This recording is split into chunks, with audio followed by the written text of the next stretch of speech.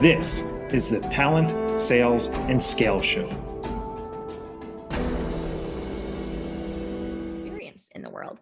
And what we recognize even in the United States and in Western cultures and in Western way we use language is that people need room to respond.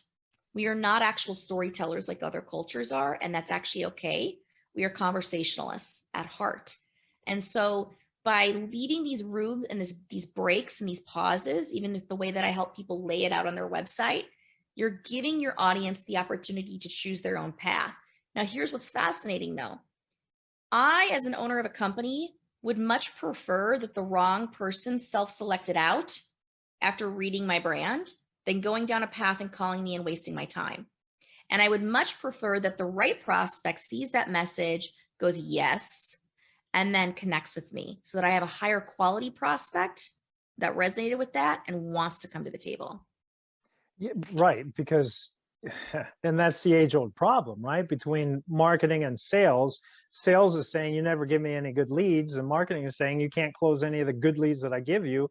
And oftentimes it's because you're getting somebody that's selling shoes and you're trying to sell a multi-million-dollar ERP system to them, and that's not going to be a fit whatsoever. So That's wholly right. wholly agree with that one.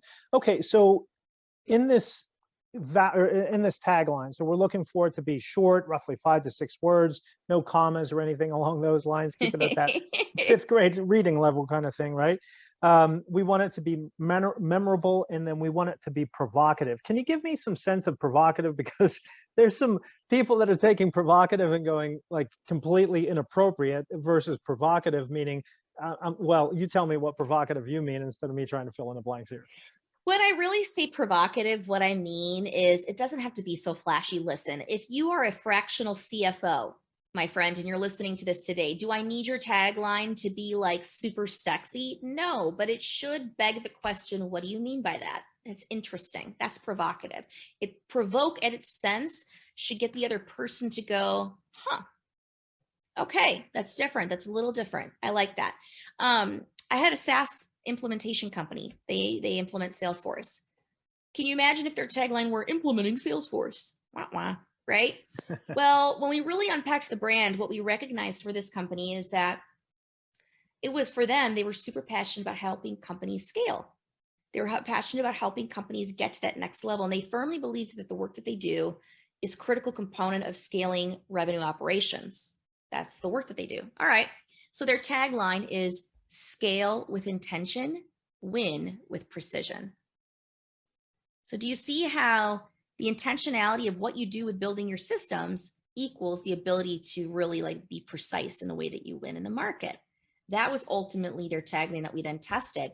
And sure enough, in A/B testing that out, they saw a much higher conversion rate with that, along with the rest of their branding on their website. Yeah, because I was thinking with that CFO, instead of we help you manage your money, it would likely be, well, what do you do? Well, just off the top of my head, I would think it'd be something along the lines, we help you use your cash more efficiently or something like that. Could be speaking to bottom line. It could be eliminating risk. It could be, improving the bottom line. All of these things that when you really think about what a CFO does is so much more than just cash flow, isn't it? Because right? really what you're looking for them to do is invite them to the next question is, so how do you do that? Is what I think you would know you have a good tagline if the next thing is, well, how do you do that? Yeah. Boom. And that's where your value proposition comes in. Tell me what you mean by that. What do you mean by that? Well, what I mean by that is, okay, here's what companies are facing, right? This is the truth. And you're like, yes, yep, I totally get that. Okay, so my job is to help you solve that. And how I do that is this.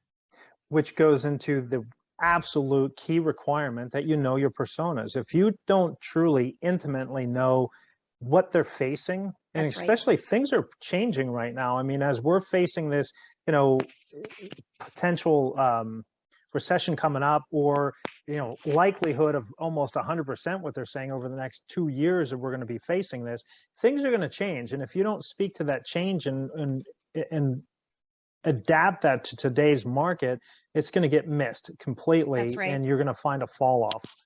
I agree. And I think as we understand that when we have a last recession, what was the first thing to get cut? Marketing, right?